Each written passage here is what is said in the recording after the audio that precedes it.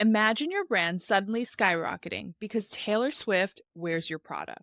That happened for Aliett Buttleman and Nina LaBruna, the brilliant minds behind Fazit Beauty. Launched in 2022, Fazit's claim to fame then was their innovative skincare patches. Think oversized acne patches, scar smoothing silicone, and even ingrown hair tamers. They quickly built a devoted social media following on Instagram and TikTok alike, racking up over hundreds of millions of views. In October 2024, Taylor Swift was spotted sporting Fazit's faux freckle makeup patches at a Kansas City Chiefs game. And the internet exploded. Their website traffic went through the roof with an increase of 35,000%. And they hit over 1 million in sales in just 48 hours. Now, Fazit is taking over the aisles at some of your favorite retailers like CVS, Urban Outfitters, Amazon, and more to come. But the real question is what it's like to create a brand that catches the eye of a global superstar. And what are some of the lessons and tips for entrepreneurs and beauty lovers alike? Let's get the scoop straight from the source. Today, I'm speaking with Aliett Buttleman and Nina LaBruna, founders of Fazit Beauty. All right, I'm here with two brilliant minds. Welcome to What's Your Skincare Routine with LeAura Luciano. I want to give a warm welcome to Aliett Buttleman and Nina LaBruna, founders of Fazit. Welcome. Thank Thank you. you. There's been a lot of buzz about Fazit when it comes to the makeup patches, but I kind of want to step a little bit back and talk about the origins and how you two met and how you decided to partner and start a beauty brand together. Yeah.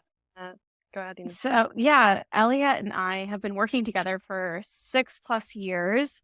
I had just graduated NYU, and Aliett was graduating Columbia when we decided to conjoin together. A friend introduced us. I had just started a skincare company, and Aliett had started a consulting agency. So he said, "You are my only two friends post grad who are kind of doing your own thing. And I feel like you could really help each other out." So we met and we started this work relationship. And Aliett began helping me with my first company, LaBruna Skincare. And we worked so well together and over time created a bond and a friendship and a trust. And that's when about 2 years ago, we decided we're going to put that company on the side and do something where we're really partners, where we can conjoin our visions and make our own brand together with, both of our intentions behind it. And that's how Phase It formed about 2 years ago. I became familiar with Fazit because of the skincare element. So I wanted to hear a little bit about the origins and why you decided to start Fazit specifically and what products you launched with. Yeah, Nina and I were super interested in creating a different type of format of the application, first skincare, and we were introduced to the world of dermal patches and we're really interested in the before and after results of them, how effective yet inexpensive they were. So our first products were dermal patches for skincare concerns, specifically bumps and blemishes. So we launched the first ingrown hair bikini line patch that was infused with amazing ingredients that both extract the ingrown but also are fading hyperpigmentation along the bikini line that can be easily irritated from hair removal. We launched the first silicone acne scar patch that was the most inexpensive and effective format of reducing acne scars post cystic acne, along with pimple patches and nose pore patches. But back in April of 2024, we launched the first ever makeup patch, and that was really inspired by different format of applying cosmetics like we did with skincare, this before and after results that was instantly satisfying to watch in short form video content. You can see these before and after results on camera where a lot of our community lives and breathes beauty, which is, short form content like TikTok and Instagram Reels. And we were taking the mission of different application format for beauty. And when we launched it, we really didn't know how it was going to go over with our community because we had introduced them to this world of progress over perfection, of, we all have bumps and blemishes. Let's embrace it together. Here are effective products. While you take care of them, And makeup really just like hit the gold mine for us. Our customer already loved experimenting with their beauty looks. A lot of them had already been struggling with their skin and used makeup as a way of covering or expressing themselves. And that's what we were aiming to do with our makeup patches, of experimenting with your look, having bold statement looks without makeup artist skills. Okay, so we're talking about the makeup patches, and I happen to have that right here. Oh, And yay. I've been very precious about it. One of my goals this year was to be a little bit less precious and use the fun products every day a little bit. I know these are maybe seen as maybe special occasion accessories or beautifying product. I think why not? Why not like make a bold statement every day? So I also noticed something that I wanted to ask you was a little bit about how you apply it, but also I wanted to call out that there are 6 in each pack, right? Yeah. And I think you offer a great value. And I want to ask you about all the retailers and where you're available. But can you speak to a little bit about the nature of such an innovative product? Because we've seen lots of things in the market that might be trendy, but kind of might be here and gone in a few moments. Where was the inspiration for these are the gold speckles, right? So glitter freckles or freckles in a temporary but long wear kind of way. What is the inspiration behind that? Yeah. So Aliett and I were brainstorming about how we could expand in the dermal patch space. And we came up with an idea of going more into makeup, cosmetics, something bolder, as Aliett had just said. So I was looking at trends online and saw the freckle trend that everyone was doing last year with broccoli and just hand drawing freckles on their face. And I personally love freckles. I have them naturally. And I thought, I love in the summer when I get more freckles, even though it's not the best for your skin. So why not come out with a faux freckle patch? So, freckles are hot, sun damage is not was kind of our tagline for that product. So we do have a faux freckle patch, but then I thought, why not create something even more fun and bold, and who doesn't love sparkles? Like, it just highlights your features, makes you feel pretty. So that kind of concept was forming. We got samples made. I tried them on, and the reactions were incredible. Just walking around the streets of New York City or LA, people coming up to me, literally stopping me on the street, asking me what they are, like, how do you put them on? How do you apply them? And everyone was so shocked to learn, like, it's such an easy 30-second application. I didn't hand draw these. I didn't stick them on manually. So I think we found that people were really surprised too to learn that 6 patches come in a pack, that you really do get like 6 wears out of this. And I kind of initially thought too, same thing you did, like this is maybe occasion wear, but the more I wear it, the more it becomes part of like my look, and it's less shocking and it's more just my, makeup feature. And I personally wear them pretty much every day. Like, I don't have them on right now because I haven't left the house, but I almost feel like I can't leave the house without them. Like, I wear them to Pilates, I wear them to dinner. Like, you can make an occasion out of anything. Like, you could go, I'm going to look cute for Pilates today, and like put your freckles on.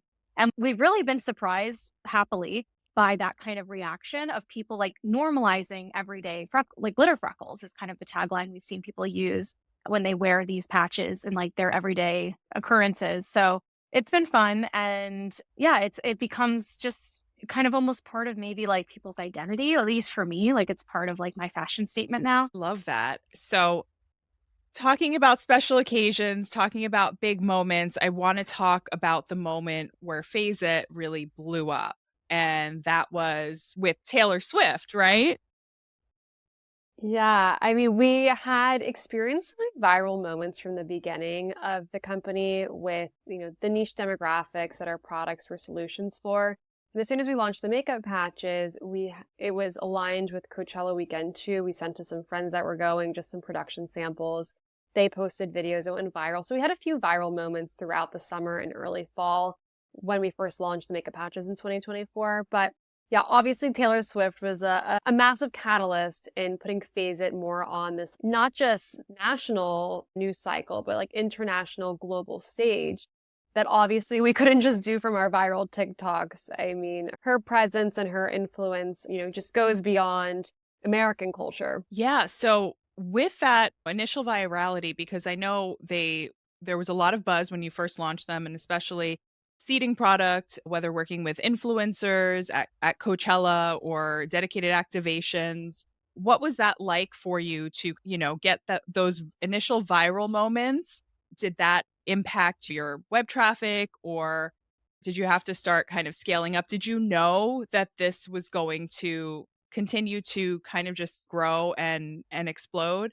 And then when Taylor wore them, what shifts you had to make to support that huge demand and that huge world stage? Yeah, I mean, we always like to say that really, like, there is luck behind this kind of blow up, but it's also a lot of work and there's a lot of behind the scenes mechanisms in place. So Aliett really did all the right seeding to get the product around her, send them to her makeup artist. We really manifested that connection. And then from an operation standpoint, when we did see Taylor wear the freckles and we knew there was going to be a huge influx of orders and we were already seeing it that first night, there was a lot of behind the scenes preparation that we did to make sure we wouldn't run out of inventory and that we could hold the demand that was coming in. So that included me like reaching out to our manufacturer and saying, "Hey, this just happened. We're having a blow up moment. I know our lead times are usually a few weeks, but whatever we can do to get more inventory in by end of this week so that we can make this a successful partnership, not just for us, but for you." So we really had such a great manufacturer who helped make that happen. We were expediting DHL packages in as orders were going out. It was pretty tight, but we made it happen. And we also had luckily a warehouse 3PL in place because a month before that, I was literally packaging orders myself, like out of my apartment. So thank goodness we had that shift happen and we had the mechanisms in place to support that kind of growth just in the nick of time. So yeah, it was preparation beforehand, and that helped us get through that. And I forgot to ask the most important question. Are you both Swifties? Totally. Yeah, it was a dream come true. I mean, Y- there couldn't have been anyone more exciting to wear them than her. Yeah. I talk to a lot of entrepreneurs in a variety of spaces beyond beauty, but these moments where whether you start trending on social platforms or you have a major moment like you had with Taylor Swift wearing your product, Nina, you mentioned that it's not just luck. There's work that goes in behind the scenes. There's lots of hard work and laying the groundwork for things like this to be able to happen. Do you have any advice? Well, actually, either of you, both of you, for entrepreneurs to set themselves up for success, especially in the digital age? But also, I think the example with Taylor is, like Aliett, you were saying, it's on an international level. Yeah, I think no one ever knows if this moment is going to happen to them. And like, we're really lucky, to be on the receiving side of this moment, a cultural moment. But I think with starting a company or wanting to build a brand, it's just like one step in front of the other. It's building the processes, it's building the team out. It doesn't happen overnight. Like, we would not have been ready for this viral moment the first year we started. Like, we weren't there as a company yet to be able to support this. So I would say just starting your business, create the foundation so when success happens, you can really leverage it. And we were ready to leverage it. And when people, talk about us being a small business and things happening overnight success of Fazit, I think, yeah, it took us to a global stage the day after. But in fact, if we really were a small business, we wouldn't have been able to capitalize on this moment. Yeah, there are these moments where, especially with beauty, and I have certain opinions, but I wanted to hear what you think as founders, that certain times a product launches or, there's maybe a partnership and things, sell out really quickly, almost immediately.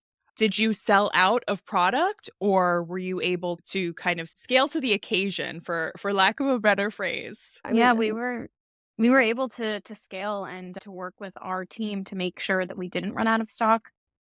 So our manufacturer, increased their workforce overnight just to make that happen. Same with our 3PL. And we did not run out of stock, which was pretty incredible considering the order volume increase we experienced. yeah, and I think people you love to use, like in marketing, sell out as this like buzzy term to like generate, 1,000 people wait lists or create demand. And I think it's actually more impressive that we didn't sell out. It's not because of the lack of demand and orders that were happening. I mean, we did 7 figures in 48 hours. It was like that we had the operations in place in order to sustain and continue scaling like while the momentum was happening. I mean, like she wore the product the first week of October. 2 weeks later, she was starting the Eras tour. And then 2 weeks later is Halloween. So there were like so many different occasions. And this wasn't just like a blimp of time, like this overnight trend fad or like, phase it explosion. We had we still have them that are like continuously buying.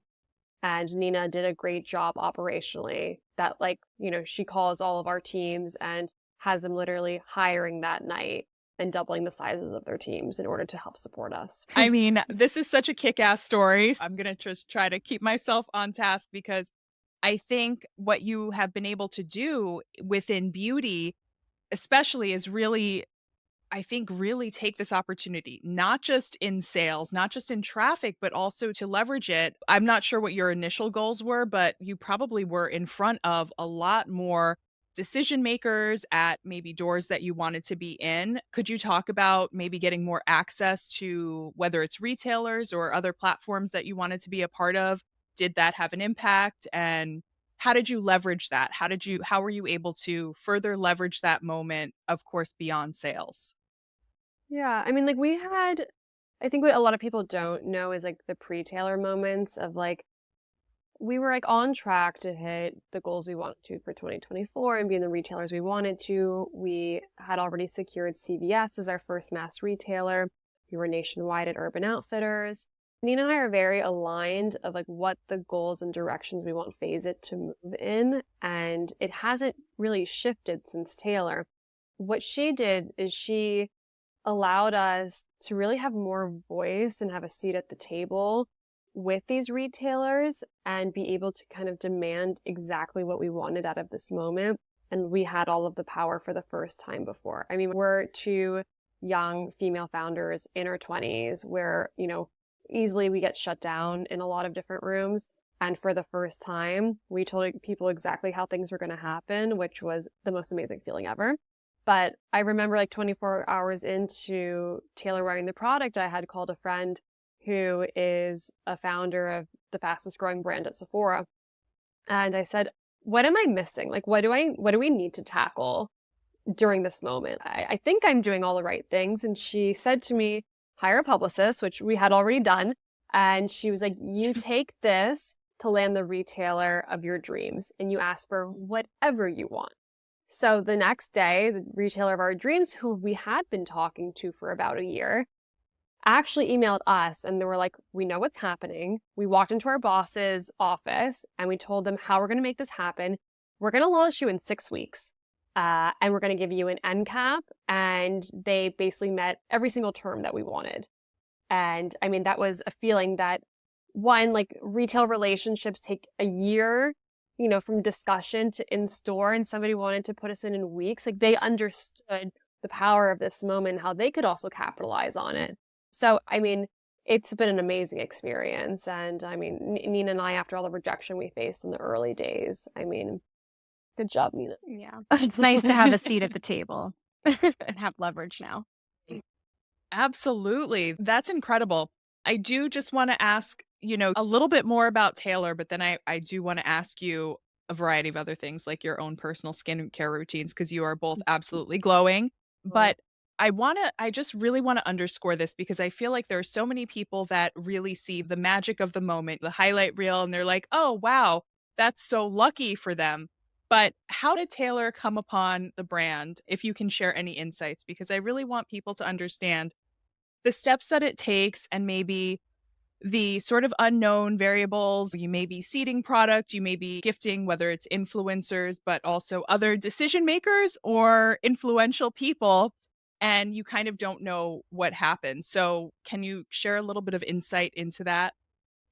Yeah. It's funny, like I think as like a young girl and like, in my early, teenage to early 20s years, I thought like people create opportunities for you. And I didn't realize you actually have to open your own door and walk through it.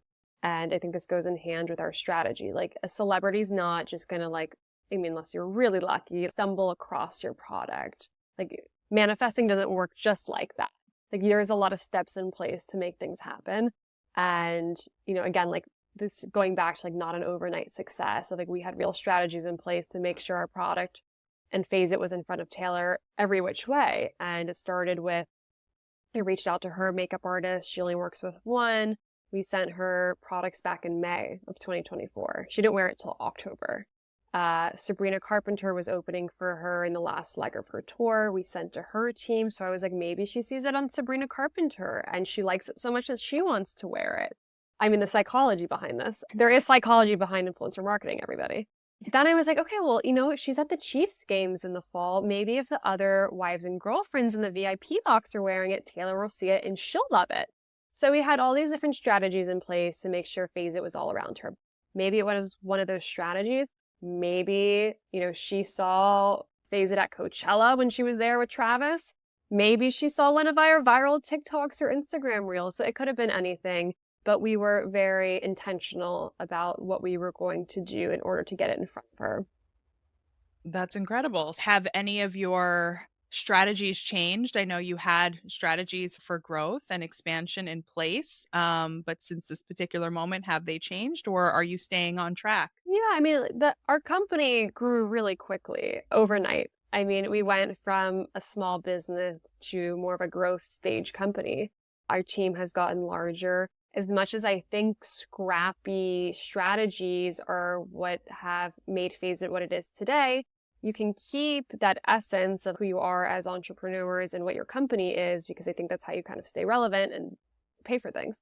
But I think you have to start becoming more organized. And, Nina and I are learning leadership skills for the first time of we're now dealing with a team and the politics of employees and how to be a great role model. So we're learning that and setting real processes in place within your company. So there is organization and there is structure to hit short-term, medium, and long-term goals for the year. So things are a little different. We're trying to slow down the pace of things where with each product launch, for example, we're giving ourselves enough time to create strategies before actually launching the product and being able to test these different marketing strategies. Because before we were like, it's go time, like we're going to launch something, we're not getting production samples, we're going to put it out into the world, we don't have content on this yet, and we were working backwards always.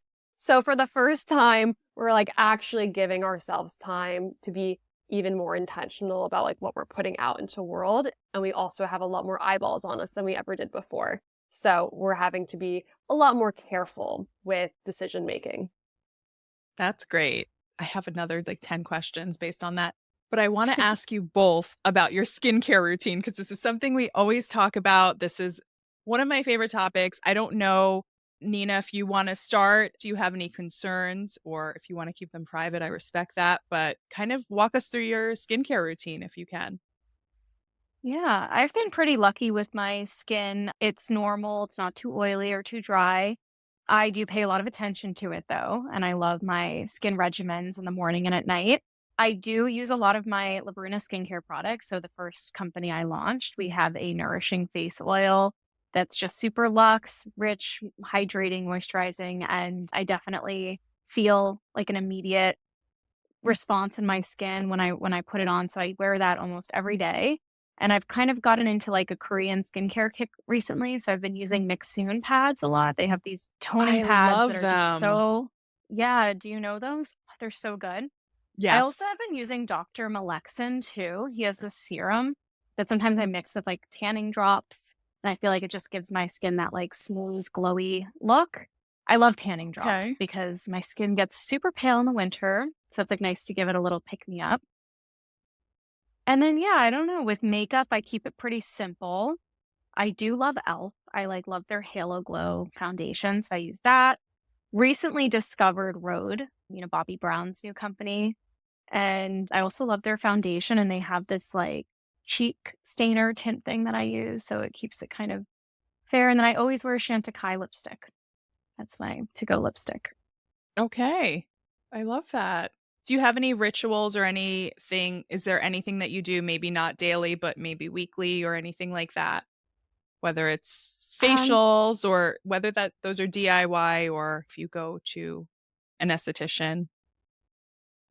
I recently got into facials this year. Maybe like every 6 to 8 weeks, I get a facial just to kind of keep things feeling fresh and to also, allow me to try new products and see what estheticians are using. What else? I don't know. I love like New Face. Do you know that product? It's like little Yes. micromagnetic waves that help stimulate your muscles and just tighten everything. To be honest, I'm pretty lazy about using that because it does take Okay. like effort to charge it and to use it. But maybe once a month I do that. Just it does like give me my skin that like tightened feel. Of course, like washing is always like a nice ritual. But I can be really tired and a little lazy at night. So it's hard for me to stick to those more advanced tools and techniques. I wish I had more patience for that, and I'm going to try to use that more, but I'm pretty simple for the most part. I feel like I only use my tools like once in a blue moon when I take them out. I have to leave them out to use them because if they're in my cabinet, I never go searching for them. Yeah, out of sight, out of mind. I get it. Yeah. And Elliot, did you have any particular rituals or do you have a strict skincare regimen or are you kind of laid back about it? No, I'm like such a beauty junkie. You're kidding. I don't think it's vanity either. I think it's just like self-care. It's like my way of relaxing. Some people meditate. I take a bath every day. That's my thing, which is like, I think people think it's psychotic, but I'm like, it's my 45 minutes alone. So that's a big one for me. With skincare, I think Nina introduced me to the world, like real skincare. She was creating these products that were like sourcing rare ingredients, and clean beauty was like just brought to my attention for the first time. And I dealt with a lot of uneven skin tone and a lot of redness and rosacea and eczema. And really, Nina's oils like cleared my skin up. I mean, they're so luxurious. And I was in a bit of like this clean skincare movement for a long time. And now I'm like complete opposite. I am into like drugstore beauty. I think with Fazit launching at CVS. And I've also realized that like beauty is marketing. So like everything is basically formulated the same, and some people just pay for more expensive packaging and upsell you. So I know that drugstore beauty can be just as great as what they're selling at Sephora or at a specialty beauty store. So trying a lot of e.l.f. makeup recently, they have like fabulous formulations. In terms of skincare, Nina and I always follow the same like skincare regimen. Like we're like a little too intertwined in life. Oh, wow. So that's both really surprising. Every time I'm like, I like this product, Elliot gets it. If she tells me she likes product, I get it, and then we just kind of stick with those products. Yeah. But I feel like K-beauty's having like their second movement right now in the US. I think like a few years ago, like Glow Recipe and all like Soko Glam came to the US, and now like I think with TikTok we're back. I'm loving toning pads. We're obsessed with toning pads. We're trying like every Korean brand. I love like toning essence, like big on that. That micro needling serum. The that's Reneedle over, serum. Yeah, Ugh, over TikTok. that's amazing. I mean, like we're really like TikTok junkies too. So like whatever people are all saying is great, I'm like there. Because if I walk into like Sephora or Ulta, I'm so overwhelmed. I like don't know what to buy. Like everybody has a blush. How do I know whose blush is best? So I really go to TikTok to do my beauty research and see what everyone is buying. Also, love facials more than anything. So also do facials 6 to 8 weeks. We're both getting married this year, so that's our excuse. Okay. Yeah, we're really like aligned in life. So Rescue Spa in New York City, I think is the best facial you're going to get, like bang for your buck. Not that it's inexpensive, but for like $175, I think it is the best facial. I mean, you see like all these like $500 estheticians in LA.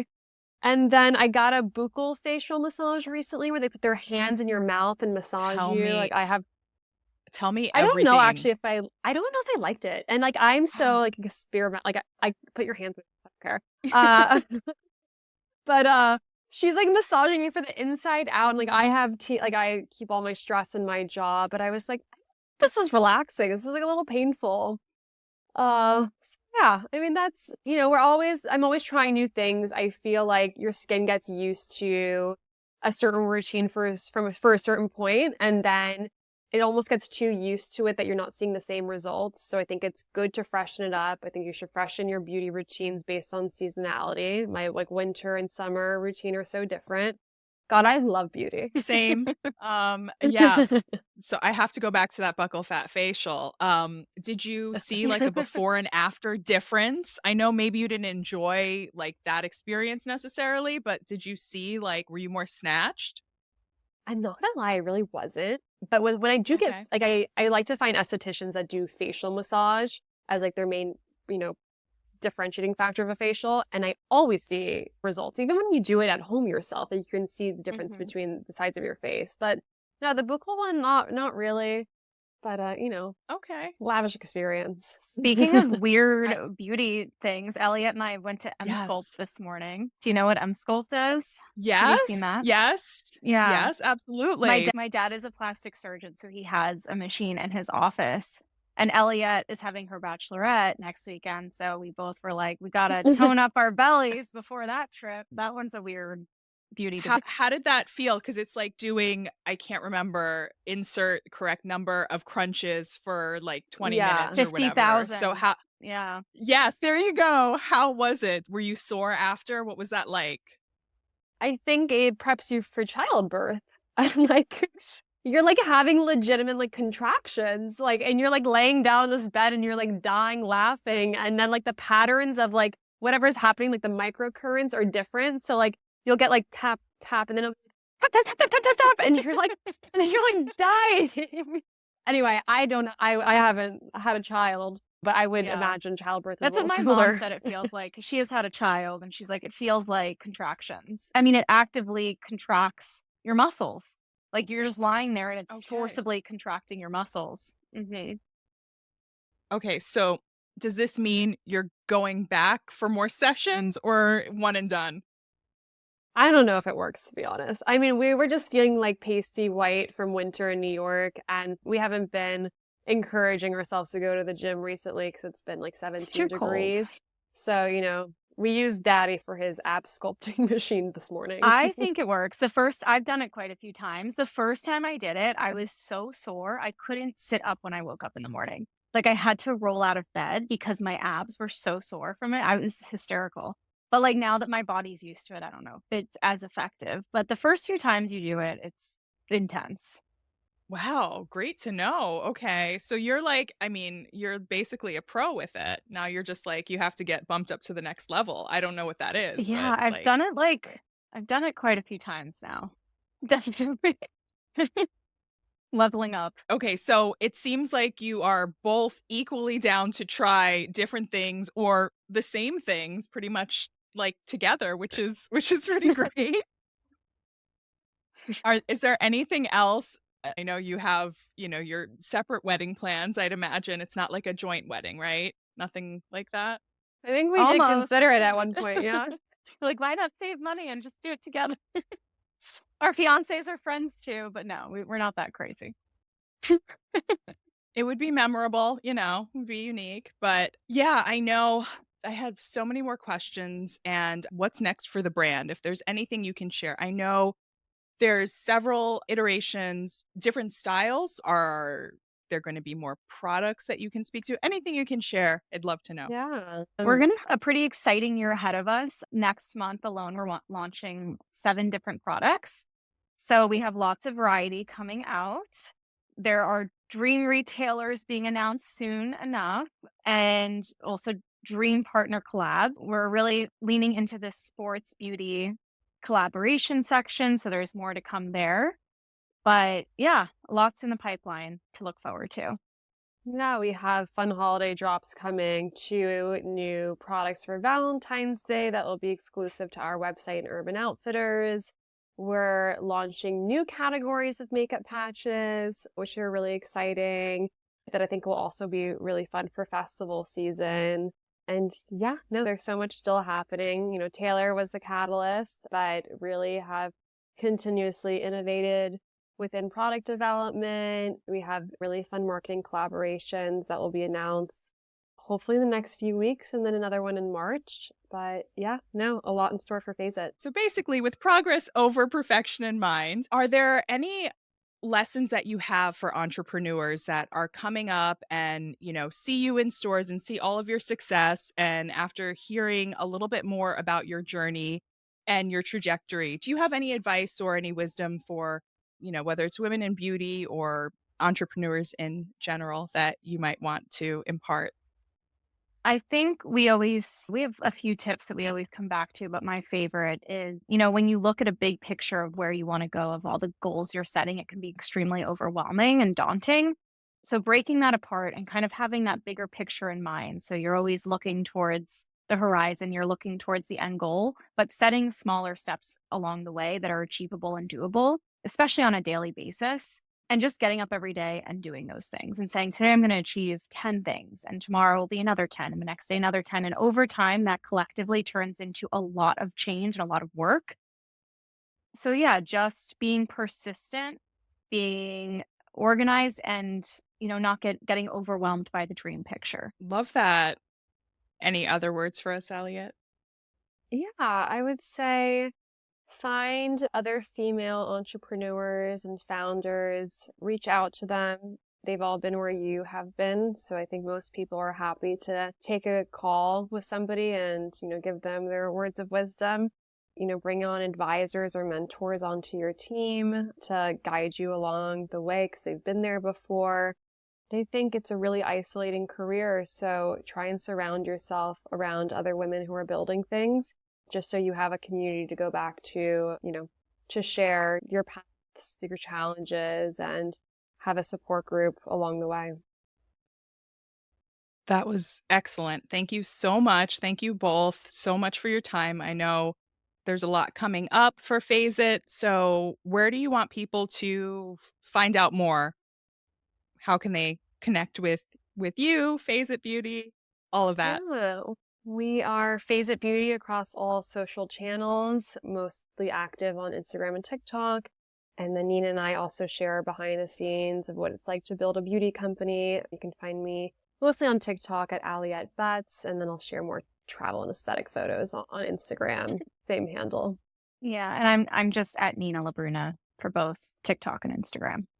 Great. Well, thank you so much for coming on today and sharing all of these amazing insights. And I'm so excited to see what the rest of 2025 brings for you both and Phase It Beauty. And I'm so excited for more. Thank you. Thank you. Appreciate you having us. Thank you.